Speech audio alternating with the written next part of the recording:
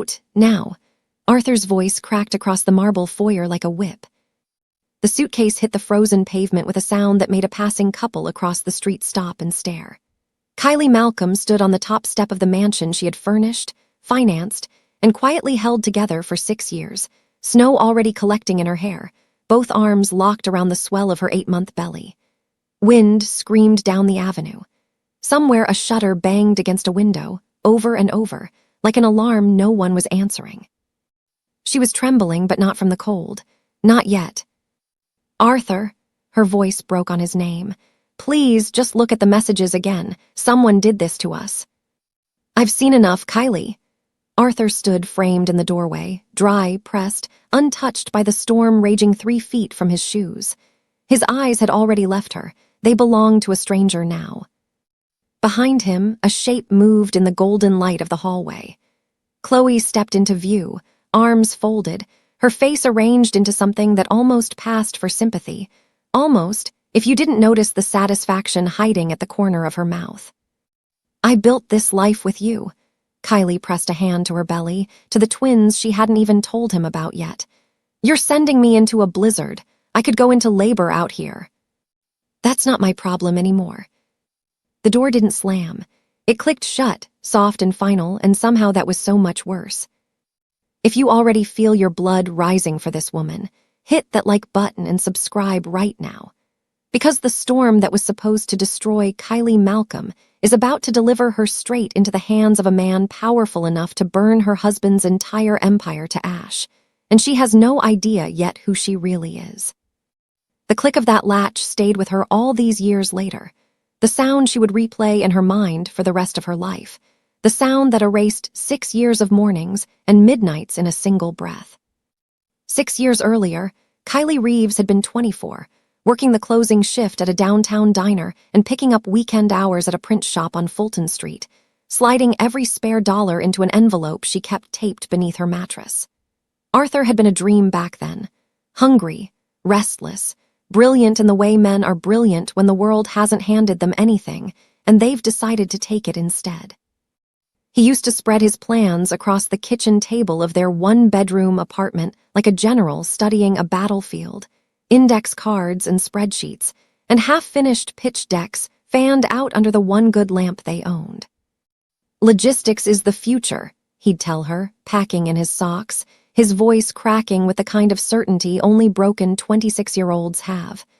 Everybody's moving product wrong. I can fix the routing. I just need capital. I need time. Time, capital, both of those things had come from her.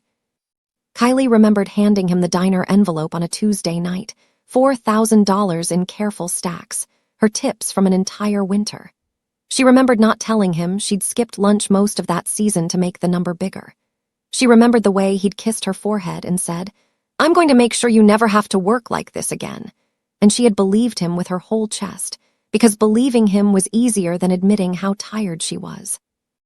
What Arthur never advertised, not in a single interview, not in a single glossy magazine spread, was that the algorithms running his early routing software weren't his. They were hers. Kylie had a mind for numbers that nobody in her family had ever bothered to name. Not a gift. Nobody ever called it that, just Kylie's good with math, the way you'd mention someone was good at parking. She taught herself modeling software from library computers after her shifts, building spreadsheets that predicted fuel costs and delivery windows better than anything Arthur's expensive consultants could produce. She built it at their kitchen table while he slept, fixed his broken code at 2 in the morning, then handed it to him before he woke so it would look like his idea by breakfast. She never asked for credit. That wasn't who she was raised to be. Her grandmother, Big Mama Evelyn, used to say power that announces itself is power that's already halfway gone, and Kylie had taken those words and built a marriage out of them. Quiet, load-bearing, invisible. For years it worked. Arthur's company, Meridian Logistics, grew from 3 trucks and a rented garage into a name investors said with respect. And Kylie grew too, in her own way, though nobody was writing about it. She learned contract law well enough to catch a bad clause before their lawyer did. She learned to read a balance sheet the way other women read a room. She sat in the back of board meetings taking notes nobody asked her to take.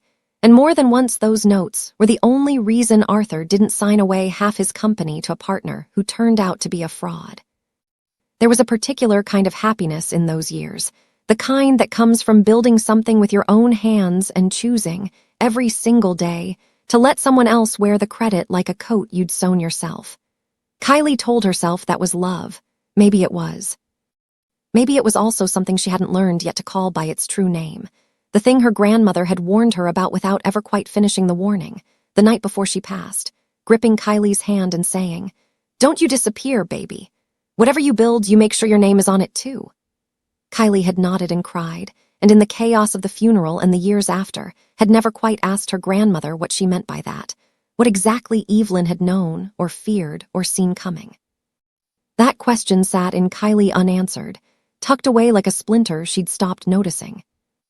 By their 5th anniversary, Meridian was on the cover of a regional business magazine, Arthur photographed behind his glass desk with his arms crossed, chin lifted, looking every bit the visionary the headline called him. Kylie had framed that cover herself. She'd driven to 3 different stores to find the right matte black frame, the one that wouldn't compete with his face, and she'd hung it in the hallway where guests would see it first thing when they walked in. She stood back and looked at it that evening, hand resting on the small curve where their first child would begin growing a year later, and she had felt something so close to pride that she didn't examine it too closely. She didn't know, that same week, that Arthur had sat in a downtown office with a corporate attorney and a stack of amended filings, quietly restructuring Meridian's bylaws. She didn't know her name, never officially listed as an owner, only ever as spouse of founder. A distinction she'd never thought to question, because who questions the man they love was being scrubbed even further from documents she would never be shown. A single clause, initialed and filed on a gray Tuesday afternoon, while she was hanging a magazine cover with her whole heart in her hands, closed a door she didn't even know existed. She kept living inside the life she thought she'd built. She kept believing that 6 years of 2 in the morning code and unglamorous devotion had bought her a permanent seat at a table that, in truth, had already been quietly cleared of her chair. And somewhere in a locked drawer in Arthur's office, a folder was growing thicker by the month, filled with paperwork that told a story entirely different from the one Kylie believed she was living. A story that wouldn't reveal itself to her until a night years later, when the snow was falling, and the only door left open to her belonged to a stranger she hadn't met yet. That folder in the locked drawer had a name on its tab by the 3rd year, though Kylie never knew it. Restructuring, confidential. Arthur added to it the way other men added to a retirement account, steadily, privately, telling himself each addition was simply smart business. The success, when it finally arrived in full, arrived loud. Meridian Logistics went from a regional favorite to a national name almost overnight, after Arthur closed a distribution contract that put his trucks in 11 states. There were profiles now, not just the one Kylie had framed, but a steady stream of them. Business journals, a segment on local news, an invitation to speak at a conference in Atlanta that Arthur accepted before he even told her about it. He came home from these things taller somehow, his vocabulary sanded down and polished, words like synergy and scalability, replacing the plain, hungry language he used to use at their kitchen table. Kylie watched the transformation with a strange, quiet ache she didn't yet have a name for. She was proud of him. She told herself she was proud of him, over and over. The way you tell yourself something true enough times that you stop checking whether it still fits. But there were moments, small ones, easy to miss if you weren't paying attention, and Kylie was always paying attention. At a company gala that spring, a reporter had asked Arthur about Meridian's early days, about how a man with no investors and no connections had built something this size from nothing. Arthur had smiled, easy and practiced, and talked about instinct, about vision, about the sleepless nights he'd spent alone, teaching himself the industry from scratch. Kylie had stood 3 feet away in a navy dress she'd bought on clearance, holding a glass of sparkling water because she couldn't drink, 6 months along with a pregnancy nobody at that party knew about yet, and she had waited for her name, for even a passing mention. My wife helped me. My wife built the routing system that made this possible. It never came. She told herself he was nervous. She told herself reporters only wanted a simple story, and two names complicated things. It was around this time that Chloe Winters entered the company, hired as an outside consultant to help Meridian professionalize its image ahead of the next funding round. Chloe was polished in a way that looked effortless and clearly wasn't, the kind of woman who made you feel, without ever saying a cruel word, that you were slightly out of place in your own life.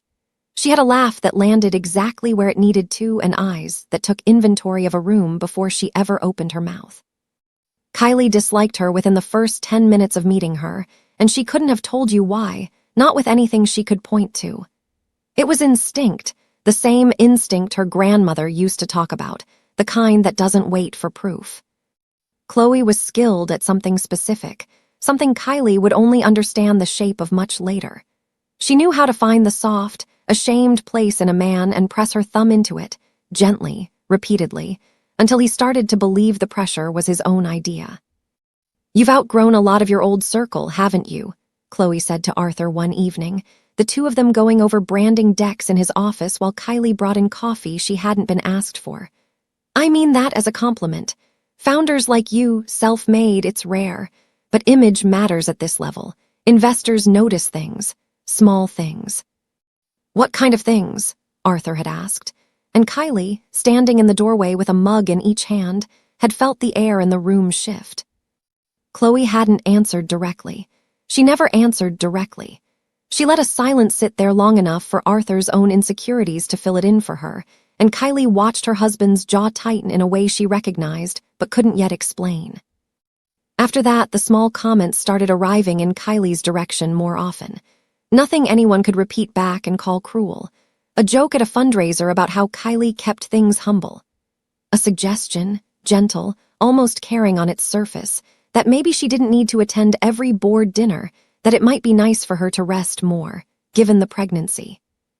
A new decorator was hired for the house without her input, someone who replaced the quilt Kylie's grandmother had made, the one that had hung over their reading chair for 5 years, with something sleek and gray that matched nothing about who they actually were. Kylie asked him about the quilt once, carefully, not wanting to sound ungrateful for the beautiful house around her. Arthur had barely looked up from his phone. "It didn't fit the aesthetic anymore, Kai. We're not those people now." She hadn't asked what people they used to be, or when exactly they'd stopped being them, though the question sat heavy in her chest for days afterward, refusing to leave. The dinner party came on a Friday in late autumn, hosted at their house for a circle of Arthur's new investors, the kind of evening that used to excite Kylie and now made her stomach tighten before she even got dressed. She wore deep green, her hair done, a smile arranged carefully on her face for hours as she moved through rooms full of people who spoke about her husband's genius as though she weren't standing right there. Chloe arrived late, stunning as always, and crossed the room straight to Kylie with both hands extended, warm as sunlight. "There she is, the woman behind the man," she said, laughing lightly, kissing the air near Kylie's cheek. "Arthur is so lucky." Kylie smiled back, because that's what the evening required of her, because her grandmother had raised her to hold a room together even when something inside her was fraying. She never saw the phone. It was there the whole time, tucked in the small clutch resting against Chloe's hip. A second phone, cheap and untraceable, already holding inside it 3 months of fabricated messages Chloe had spent careful, patient hours constructing. Messages designed to look exactly like the kind of betrayal a proud, frightened man would believe without asking a single question. Chloe squeezed Kylie's hand once, warmly, sincerely, the way you'd squeeze the hand of someone you actually respected. "I mean it," she said, smiling her beautiful, careful smile. "Everything is about to change for you too. I can just feel it. If something in you is already bristling at a woman smiling in your face while she's quietly loading the gun that's going to be pointed at you, don't scroll past this. Hit that like button and stay with Kylie, because a woman who sees the danger coming and still walks through the door with her head up deserves every one of us in her corner." Everything did change, exactly the way Chloe promised, though not one bit of it in the direction her smile had suggested. It happened on a Tuesday, 3 weeks after that dinner party, the kind of ordinary Tuesday that gives no warning of what it's about to take from you. Kylie was folding tiny onesies at the nursery table, sorting them by size, humming something her grandmother used to hum, when she heard Arthur's footsteps coming up the stairs too fast, too hard, each one landing like a decision already made. He filled the doorway of the nursery, holding his phone out in front of him like a weapon, his face gone the color of ash. "What is this?" he said, and his voice didn't sound like his voice. It sounded like something underneath it, something she'd never heard before. "What is what?" "Don't." He crossed the room and shoved the phone toward her face, close enough that the glow of the screen washed over her skin. "Don't stand there and act like you don't know." Kylie took the phone with hands that had gone unsteady, and what she saw on that screen made the room tilt slightly beneath her. Text messages, dozens of them spanning what looked like months, sent from her number to a contact saved as R. Whitfield Atlas Freight, Meridian's biggest competitor. The messages described shipment schedules, client contracts, pricing structures Arthur had spent years protecting.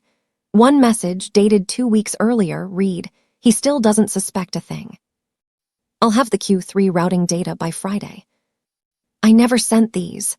Kylie's voice came out thin, disbelieving, her thumbs scrolling upward through message after message she had never typed, never seen, never imagined. "Arthur, I don't even know an R. Whitfield. I have never spoken to anyone at Atlas Freight in my life." "That's my private cell number in there. That's your photo on the contact." His hands were shaking now too, but where hers shook with fear, his shook with something colder. 6 years, Kylie. 6 years I trusted you with everything, and you've been feeding my competitor since spring." "I have not been feeding anyone anything." She set the phone down carefully, the way you set down something that might explode, and reached for his arm. "Someone did this. Somebody built this, Arthur. Look at it. The timeline doesn't even match. I was in Chicago that whole week for my cousin's wedding. I have photos, I have." "Stop." He pulled his arm back like her touch burned him. "Just stop talking." Downstairs, the front bell rang, and Arthur's face changed again, this time into something even more frightening than rage, panic. "That's Robert Ashford. He's early." He looked at Kylie, and for one terrible second she watched him actually calculate, whether the greater danger in that moment was her innocence or his own embarrassment in front of a man whose investment fund controlled Meridian's next round of funding. He chose his embarrassment. "Get yourself together," he hissed, already moving toward the door, straightening his shirt as he went. "We are not doing this right now. Do you understand me? Not tonight." Kylie stood frozen in the nursery, one hand pressed flat against her belly, where one of the twins had begun to kick, hard and insistent, as though even they could feel the wrongness moving through the house. She followed him down the stairs anyway, because that's who she was, because 6 years of loyalty doesn't switch off in the space of one accusation, and she stood beside him at the door while he welcomed Robert Ashford in with a smile so smooth it looked surgically installed. The evening that followed was the longest of Kylie's life. She sat through dinner watching Arthur perform warmth and confidence for a man whose money he needed, watching him glance at her every few minutes with something that had curdled fully into contempt, watching him laugh at jokes that weren't funny, while a folder of fabricated evidence sat waiting upstairs like a loaded gun with the safety already off. It was somewhere between the entree and dessert, while Robert Ashford was in the bathroom, that Arthur leaned close to her under the pretense of refilling her water glass and said, quiet enough that only she could hear, "I want you gone by morning." "Arthur," her whisper cracked, "you cannot possibly believe." "I believe what's in black and white."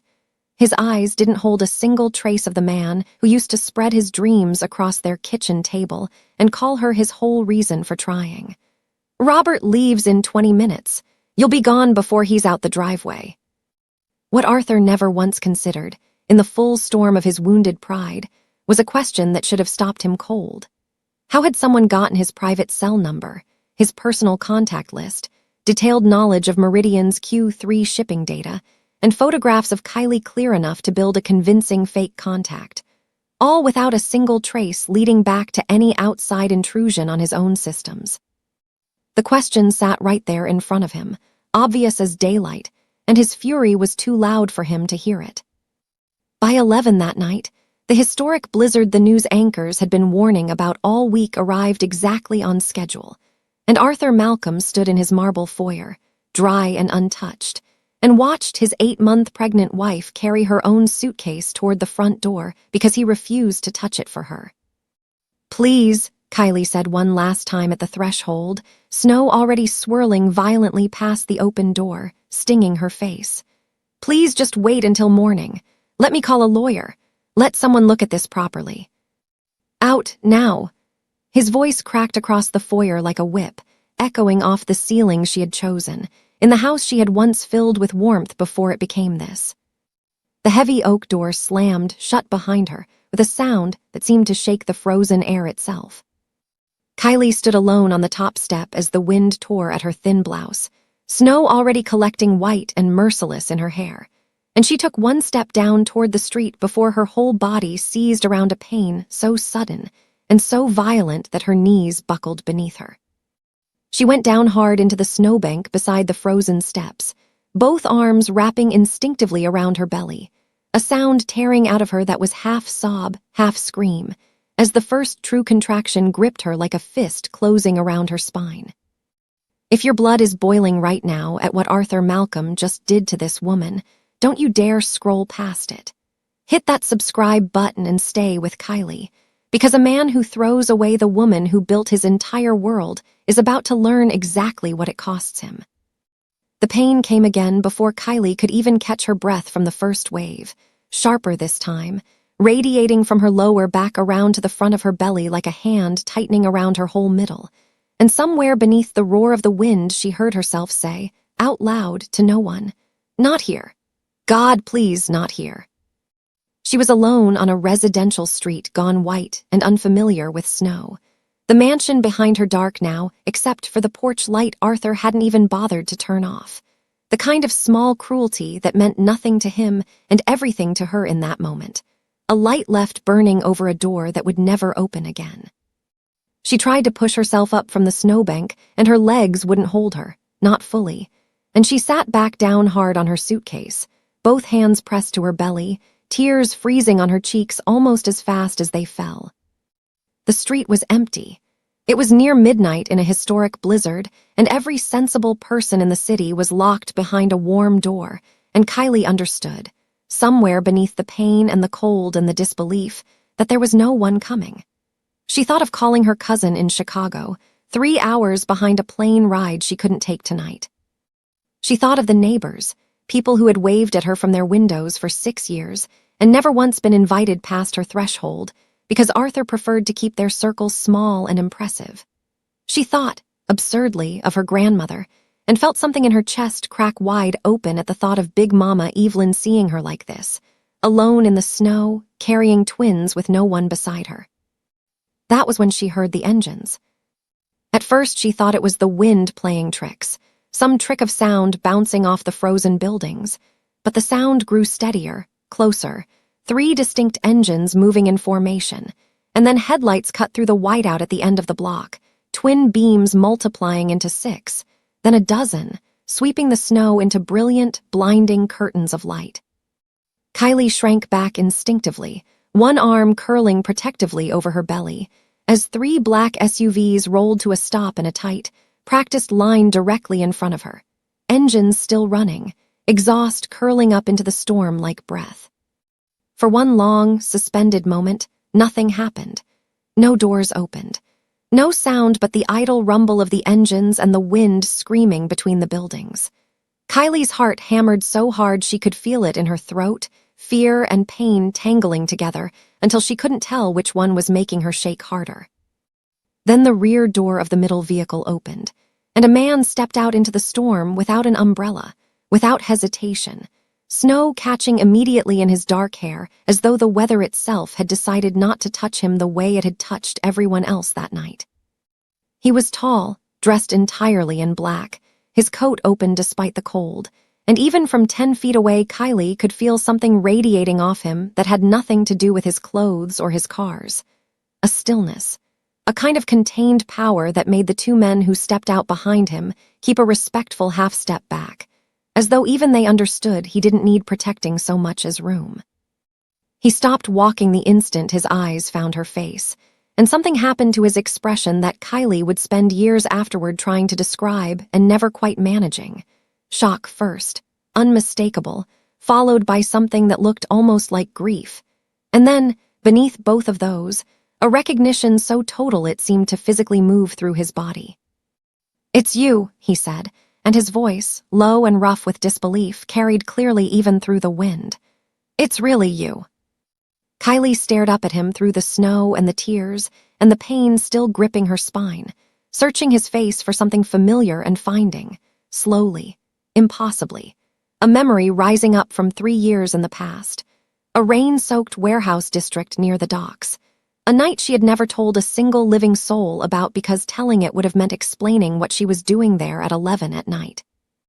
Why she'd pulled a bleeding stranger off the pavement and into her car and driven him to an emergency room 40 minutes away without ever learning his name.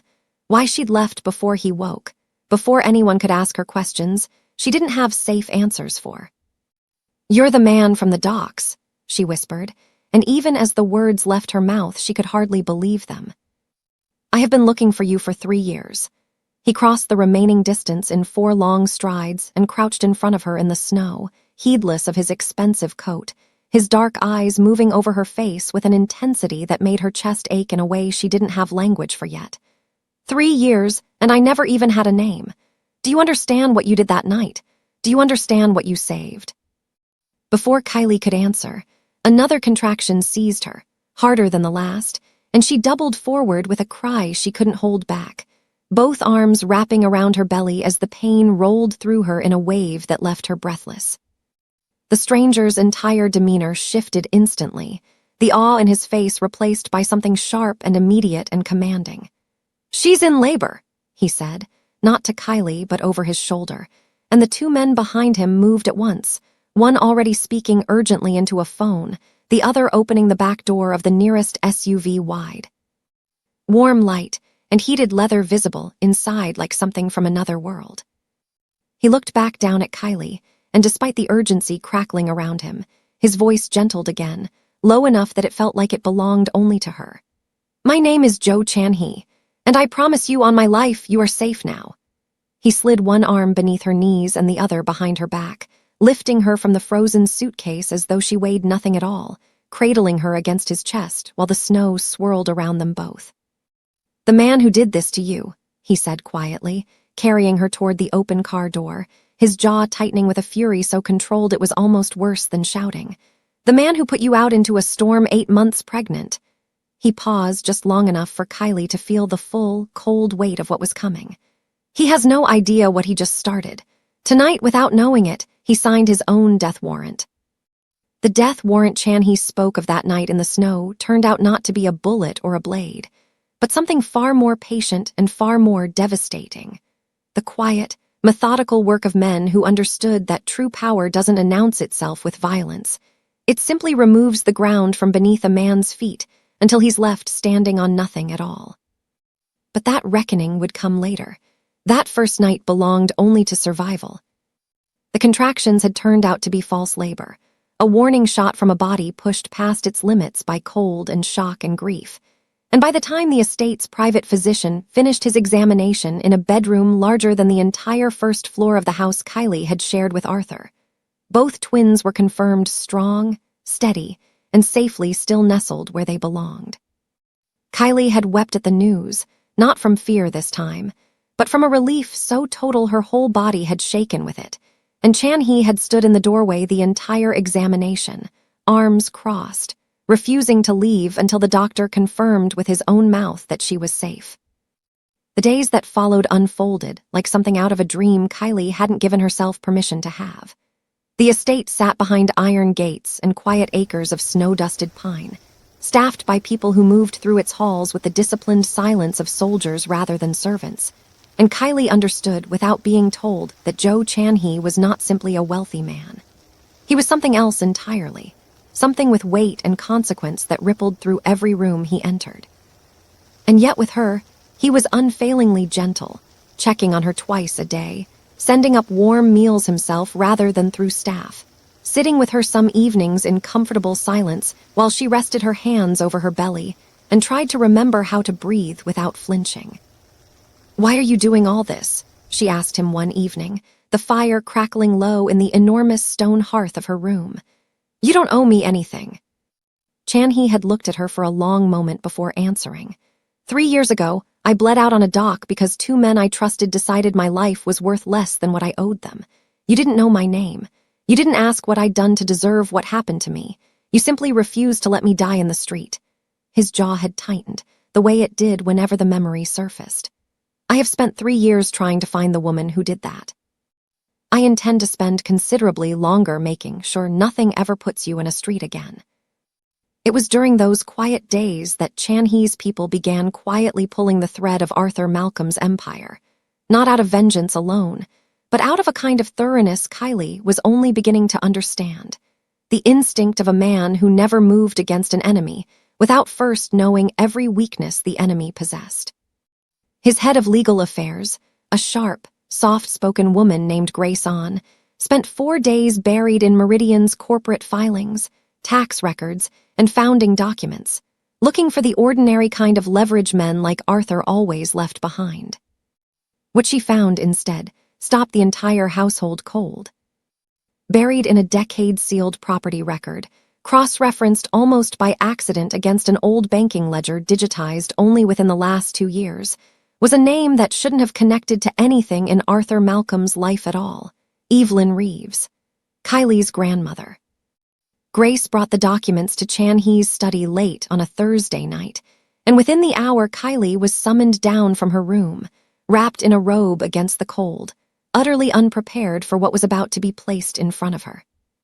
The seed capital that had built Meridian Logistics, the $4,000 Kylie had always believed came from her own diner tips, and the far larger sum Arthur had always claimed came from an early investor he refused to name, had, in truth, originated from a private trust established by Big Mama Evelyn decades earlier, a trust Arthur had accessed through forged authorization papers less than a year into their marriage, quietly siphoning funds from an account Kylie never even knew existed.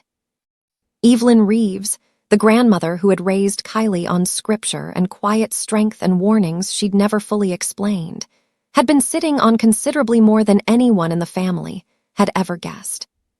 But that alone wasn't what made Grace On's hands tremble slightly as she laid the final document on the desk. The original trust records, cross-referenced with founding papers buried even deeper in Chan-hee's own organization's archives, revealed something none of them had been prepared for.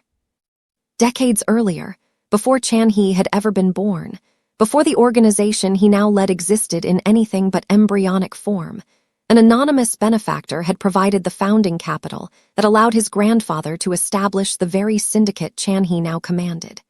Capital that came with a single, binding, generational condition written into the original charter in careful, deliberate handwriting. The benefactor's bloodline would always retain ultimate, irrevocable claim over the organization's holdings, honored by whoever led it, for as long as that bloodline endured. The benefactor's name, signed at the bottom of a charter older than either Kylie or Chan-hee, was Evelyn Reeves. Kylie sat frozen in the chair across from the desk, staring at her grandmother's signature, at a document that rewrote everything she had believed about the quiet, church-going woman who used to hum hymns over a stove and warn her granddaughter, cryptically and only once, not to disappear inside whatever she built.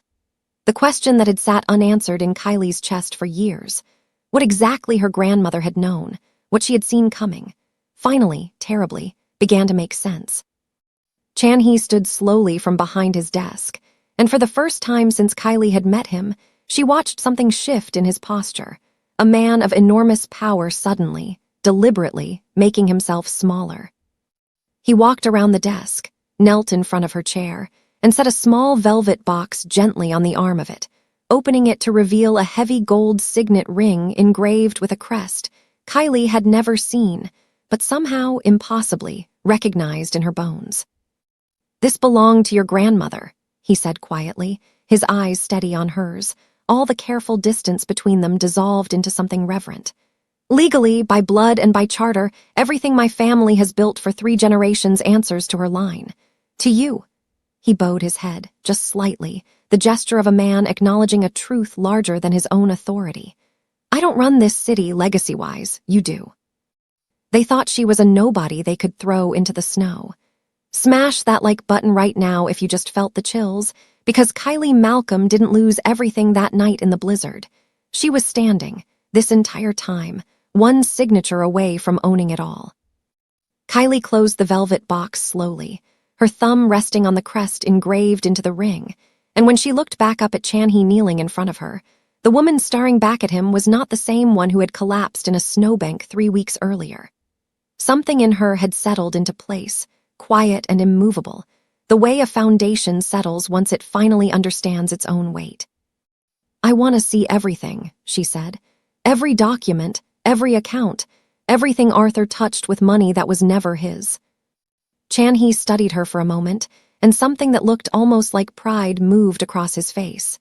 It would be my honor, he said, to show the queen her own kingdom.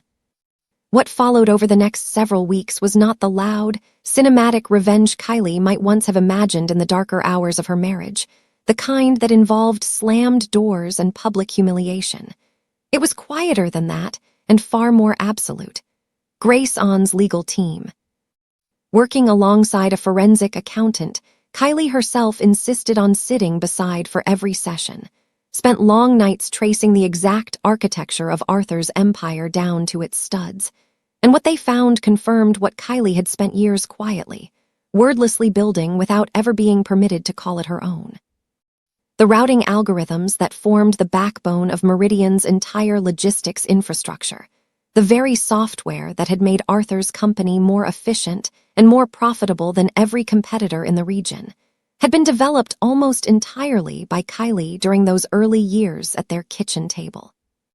She had never filed for a patent under her own name, because Arthur told her early on that it was simpler, cleaner, more attractive to investors if everything sat under Meridian's corporate umbrella. What Kylie hadn't known, and what Grace uncovered buried in an old filing cabinet of Evelyn's personal papers, Chan-hee's team had recovered from a storage unit in the old woman's name, was that her grandmother had quietly filed a provisional patent on an early version of that same routing methodology decades earlier, long before Kylie was even born. A visionary woman who had apparently understood the shape of the future logistics industry before anyone else in the family, had any idea what she did with her days beyond church and cooking. The provisional patent, updated and formally secured under Kylie's name with Grace's help within days, meant something devastatingly simple. The core technology Meridian relied on to run its entire national supply chain belonged, legally and irrefutably, to Kylie. He built an empire on our family's foundation, Kylie said quietly one night, staring at the patent documents spread across Chan-hee's desk, and he never once thought to ask who poured the concrete. Chan-hee didn't answer right away. He was watching her the way he often did now, with a kind of quiet fascination he made no effort to hide. "Tell me what you want to do," he finally said. "Not what you think you should feel, what you want." Kylie thought of the porch light Arthur had left burning over a door he'd never open for her again. She thought of Chloe's warm hand squeezing hers at that dinner party, while a second phone sat hidden in her clutch. She thought of 6 years of 2 in the morning code handed over without her name attached, of a magazine cover she'd hung with her own 2 hands. "I want him to understand, in a single afternoon, exactly what he threw away," she said. "Not with anger, with paperwork." It began on a Monday morning that looked, to anyone watching from the outside, like an ordinary day in the markets. Chan-hee's people moved first, quietly, the way real power always moves. Institutional investors who had backed Meridian's last funding round began receiving calls from parties they trusted implicitly, longtime partners of Chan-hee's legitimate holding companies, raising careful, well-documented questions about irregularities in Meridian's founding capital structure. Nothing was accused outright. Nothing needed to be. In rooms full of men who managed billions of dollars, The mere suggestion of instability was enough to start a quiet, orderly retreat. Kylie's move came next, and it was hers alone. Working with Grace and a patent attorney flown in from New York, she filed formal cease-and-use notices against every logistics contractor in Meridian's supply chain, informing each one, with airtight legal backing, that the routing technology powering their contracts belonged to a patent holder who had never licensed its use to Meridian Logistics in any legally binding capacity. The notices went out simultaneously to 11 states on a Tuesday morning at 9 a.m. sharp. By noon, 3 of Meridian's largest shipping partners had frozen all active routes pending legal review. By 2 o'clock, Meridian's stock, which had been climbing steadily for 4 years on the strength of Arthur's carefully curated public image, began sliding, slowly at first, then faster. Kylie sat in Chan-hee's study that afternoon, a cup of tea going cold in front of her, watching the numbers fall in real time on a screen Grace had pulled up for her, and she felt none of the savage satisfaction she might have expected. What she felt instead was something calmer, older, closer to justice than to vengeance, the quiet certainty of a debt finally, properly collected. Across town, in an office that had once felt like the center of the world, Arthur Malcolm stood at his glass desk watching the same numbers with a very different expression on his face. His phone had not stopped ringing since 11 that morning.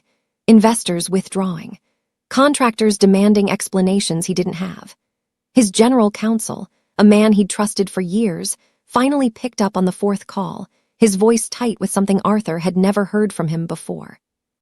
"Arthur, I need you to listen to me carefully," the lawyer said. "Someone has legally seized control of the core intellectual property this entire company runs on. It's not a hostile takeover in the traditional sense. It's cleaner than that. It's airtight." "Seized by who?" Arthur demanded, his voice cracking, sweat beading at his hairline despite the cold air pumping through the office vents. "Give me a name.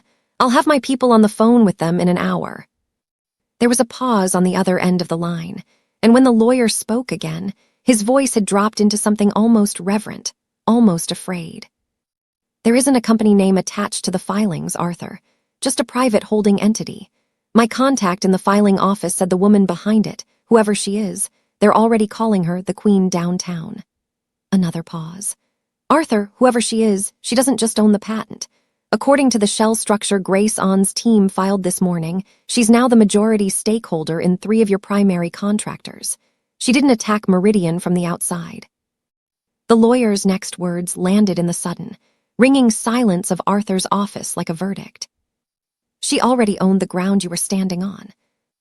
Arthur was still standing frozen at his glass desk, the lawyer's words hanging in the air of his ruined office, when 300 miles away, in a warm room overlooking snow-dusted pine, Kylie Malcolm gasped and pressed both hands flat against the arm of her chair as pain tore through her middle without warning, 6 weeks earlier than anyone had prepared for. "Something's wrong." Her voice came out thin, urgent, cutting straight through the quiet evening. "Chan-hee, something's wrong, it's too soon." He was across the room and kneeling in front of her before she'd even finished the sentence, his hands steady on her shoulders even as his eyes betrayed the fear moving through him. "Talk to me. Where does it hurt?" "Everywhere," she gasped, doubling forward. "It's not like before, it's not like the false labor. Chan-hee, I'm bleeding." The word barely left her mouth before he was shouting orders down the hallway, his composed, controlled voice cracking into something raw and urgent that the household staff had never once heard from him in 3 years of service. Within minutes, the estate had transformed into a machine built entirely around one purpose. A helicopter summoned to the private landing pad behind the house, because the roads were still choked with snow.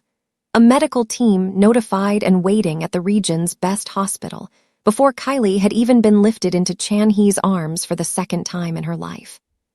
He carried her out into the cold himself, refusing every offer of help from his own men, cradling her against his chest the way he had that first night in the blizzard, except this time his jaw wasn't set with fury toward an absent enemy.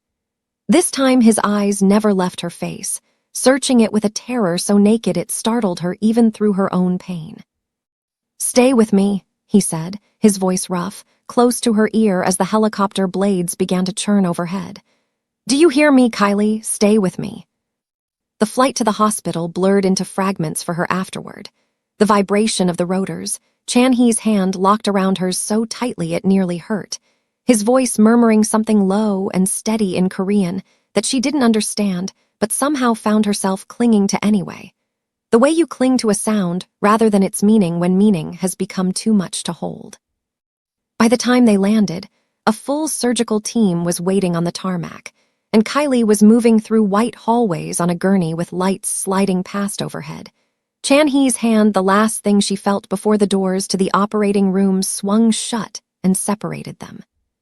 He stood in that hallway for what felt to him like the longest stretch of time he had ever endured.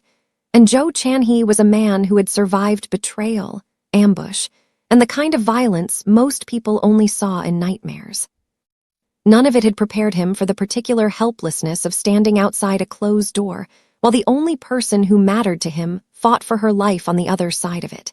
His money and his men and his hard-won empire suddenly worth nothing at all, useless against a threat no gun or contract could touch. He thought, standing there, of every calculation he had made in the 3 years since that night on the docks, every resource poured into finding the woman who had saved him, every investigator hired, every dead end chased down with a patience that had baffled even his closest advisors. He had told himself, in the quiet corners of his own mind, that he was searching for her out of debt, out of honor, a life owed for a life given. Standing in that hallway with his back against the cold hospital tile, listening to muffled voices and machines beeping on the other side of a door he couldn't open, Chan-hee understood with sudden, devastating clarity that it had never been only debt. Somewhere in 3 years of searching, in 3 weeks of sitting beside her bed, and watching her rebuild herself out of the wreckage a lesser man had left behind, it had become something else entirely. Something he had no intention of nomming out loud until he knew, with absolute certainty, that she would still be alive to hear it. An hour passed, then another. A nurse emerged once, briefly, to tell him only that they were managing significant complications and that both Bobbies were in distress, and then vanished again behind the doors before he could ask a single question, leaving him with nothing but the sound of his own heartbeat and a fear he had no framework for managing. He thought, in that long, unbearable stretch of waiting, of Big Mama Evelyn's signature on a decades-old charter, of the strange, sacred weight of legacy that had settled onto Kylie's shoulders in a matter of weeks. None of it mattered to him in that hallway. Not the empire, not the reclaimed patents, not the silent economic war being waged 300 miles away against a man who deserved every bit of ruin coming to him.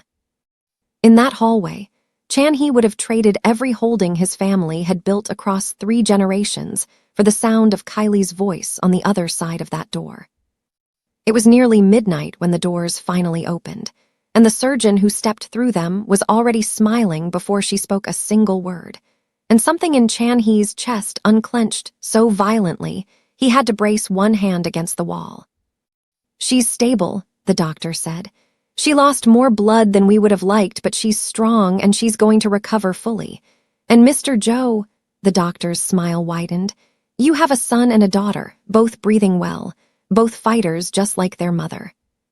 Chan-hee was permitted into the recovery room a few minutes later, where Kylie lay pale but conscious, exhausted beyond words but awake, her eyes finding his the moment he entered. He crossed the room and knelt beside her bed without a single word, pressing his forehead gently to the back of her hand, and for a long moment neither of them spoke at all, the silence between them saying more than language could have managed. A nurse brought the twins in shortly after, wrapped tight in matching hospital blankets, and placed the boy first into Chan-hee's waiting arms with a practiced gentleness. He stared down at the small, impossibly fragile face, at eyes barely open, still adjusting to a world that had nearly refused to let him into it, and felt something inside his chest reorganize itself completely, permanently, without his permission. The infant's tiny fist found Chan-hee's finger and closed around it with a grip far stronger than a creature so small had any right to possess. And Joe Chan-hee, a man feared across an entire underworld, a man who had buried enemies without blinking, felt his throat tighten and his eyes burn as he looked from his son's small, fierce grip up to Kylie's exhausted, radiant face. "He has your strength already," he said quietly, his voice unsteady in a way it had never once been in 3 years of ruling an empire. "Both of them do." Kylie smiled weakly from the bed, reaching one hand toward him, and Chan-hee shifted the baby carefully to one arm so he could take her hand in his free one, holding both of them, mother and son, as though he intended never to let go of either again. Outside the hospital window, the snow had finally begun to ease, the storm that had once thrown Kylie into the street now softening into a quiet, gentle fall, as though the sky itself understood that something sacred had just been born inside those walls. Not only 2 children, but a bond neither Kylie nor Chan-hee were prepared yet to name, and a lineage that was about to change the balance of an entire city forever. While that quiet, sacred bond was forming in a hospital room 300 miles away, Arthur Malcolm was standing in the wreckage of his own office at 2 in the morning, staring at an empty desk drawer where Chloe Winter's laptop should have been. She was gone. Not delayed, not unreachable, gone in the way that only becomes clear after the 3rd unanswered call, the 4th email bouncing back as undeliverable, the 5th increasingly frantic message to her assistant, who informed him, in a voice carefully drained of all sympathy, that Ms. Winters had resigned by email 11 days earlier, and that her office had already been cleared out. 11 days. Arthur sat down slowly in his desk chair, the leather cold beneath him in an office that had gone dark except for the glow of his monitor, and began piecing together a timeline his pride had refused to let him see while it was happening. 11 days ago was 2 days before the patent notices went out, 2 days before his investors started calling. 2 days before the entire architecture of his company began collapsing in on itself with a precision that had felt, even in the moment, disturbingly clean. He opened Meridian's financial dashboard with hands that had gone unsteady, and it took him only minutes to find what he should have found weeks earlier, back when he still had a company large enough to hide it inside. The operational reserve account, the $12 million set aside for exactly this kind of crisis, the cushion he had assured his board would carry them through any short-term instability. It was empty. Wired out in 6 transfers over the course of a single week, routed through accounts in the Caymans, then Singapore, then somewhere his forensic team would later admit they simply lost the trail entirely. Chloe Winters had not simply orchestrated Kylie's exile out of some petty desire to see a marriage end. She had used the chaos of that exile, the frantic weeks of Arthur's grief and fury and fear, as cover to quietly bleed his company dry from the inside, and he had been too consumed with his own wounded pride to notice a single warning sign. He thought, with a bitterness so sharp it nearly doubled him over, of the words she'd whispered at that dinner party months ago. "Everything is about to change for you too. I can just feel it." He had heard those words as flattery. He understood now, sitting alone in an office lit only by the pale glow of a ruined balance sheet, that she had simply been telling him the truth the entire time, and he had been too blind, too flattered, too eager to believe himself the kind of man deserving of a woman like Chloe's attention, to hear the warning buried inside it. By morning, the board had convened an emergency session, and Arthur sat through 2 hours of men who had once called him visionary, now speaking about him in the clipped, distant language reserved for a liability rather than a leader. The vote to remove him as CEO passed without a single voice raised in his defense.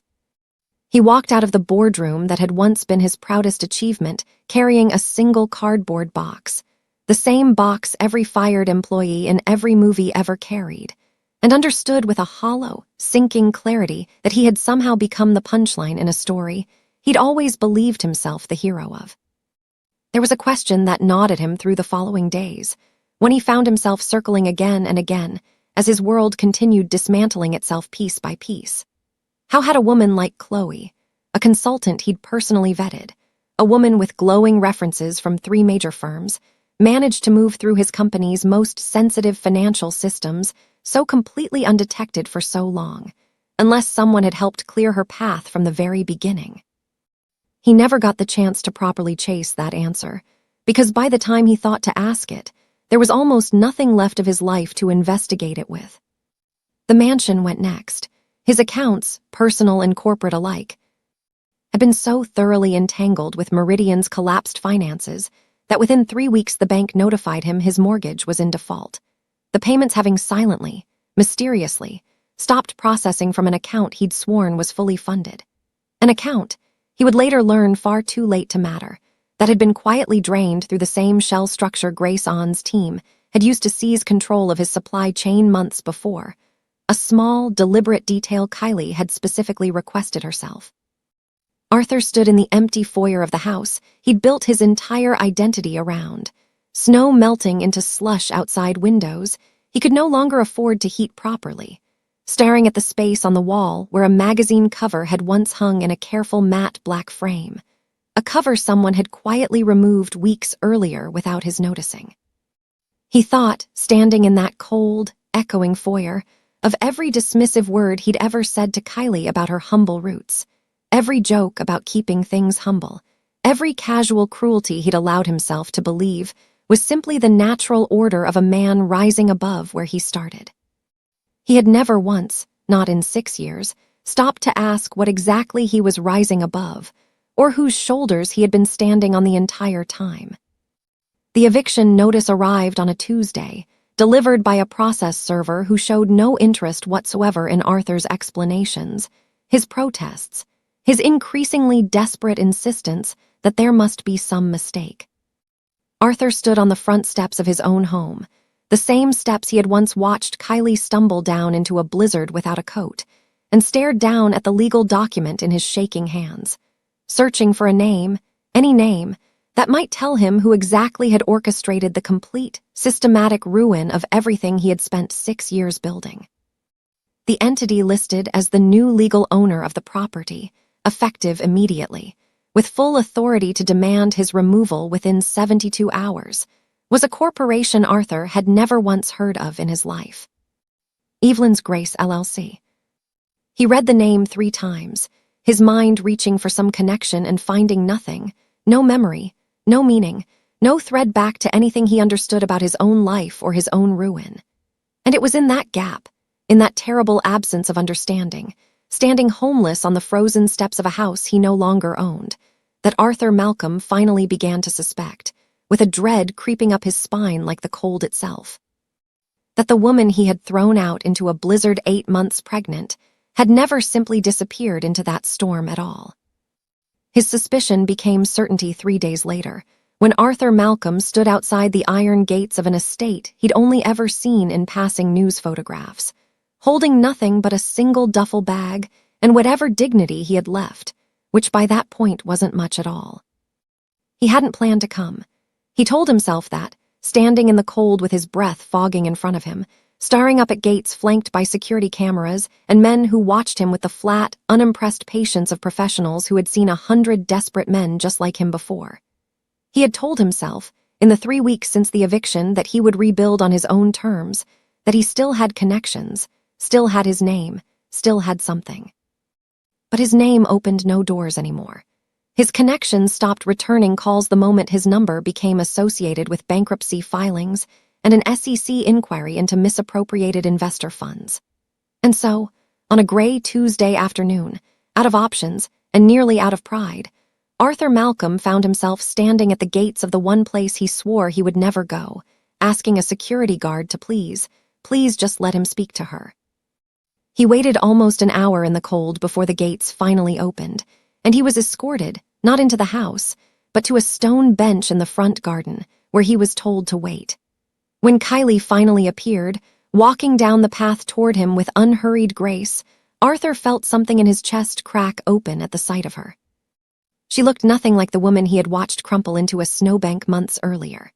She wore a simple wool coat the color of good soil, her hair natural and full around her face, and in her arms, wrapped snug against the cold, she carried 2 infants who watched their father, whom they had never known, with the wide, unbothered curiosity of children who had never once gone hungry or cold or unloved a single day of their short lives. Kylie, Arthur's voice cracked on her name the same way it had 6 years earlier, though for entirely different reasons now, Kylie, please, I know what I did. I know I have no right to ask you anything. But I have nothing left. I have nowhere to go. Kylie stood several feet away, close enough to be heard clearly, far enough that the distance between them said everything her words hadn't yet. She looked at him for a long moment, and there was no cruelty in her expression, no triumph either, only a calm, settled clarity that unnerved him more than rage ever could have. You had everything, Arthur, she said quietly.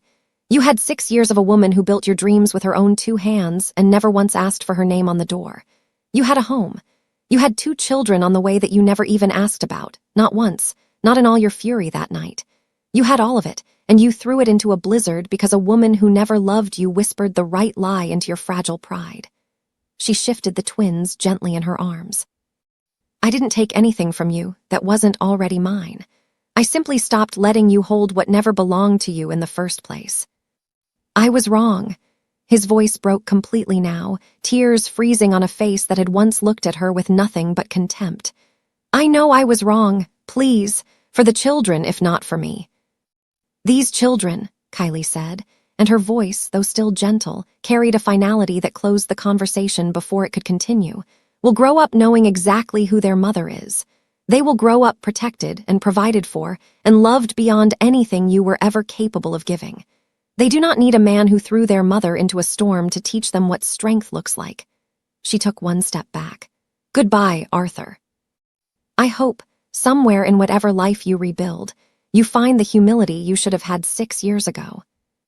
She turned and walked back up the path without looking back, and Arthur Malcolm sat alone on that stone bench in the cold, watching the woman he had discarded disappear into a home more powerful than any he'd ever dreamed of building. Understanding at last, far too late to matter, exactly what he had lost. 6 weeks later, the same garden bloomed with something entirely different. The estate's grounds had been transformed for the occasion, heated pavilions draped in warm light against the last chill of winter's end. Early spring blossoms forced open along every pathway by a small army of gardeners who had worked through the night. Kylie stood in a private room upstairs, looking at herself in a full-length mirror, and for a long, quiet moment she simply breathed, taking in the woman staring back at her. The gown was deep crimson, the color of legacy, the color her grandmother used to wear to church on Easter Sunday, rich and unapologetic and entirely her own. It fit her like something inevitable, tailored close through the bodice before flowing into a train that pooled like a quiet fire across the floor. Around her neck sat a simple gold pendant bearing the same crest engraved on the signet ring resting on her finger. Big Mama Evelyn's mark, carried forward at last into the light where it belonged. She thought, standing there, of every version of herself that had led to this moment.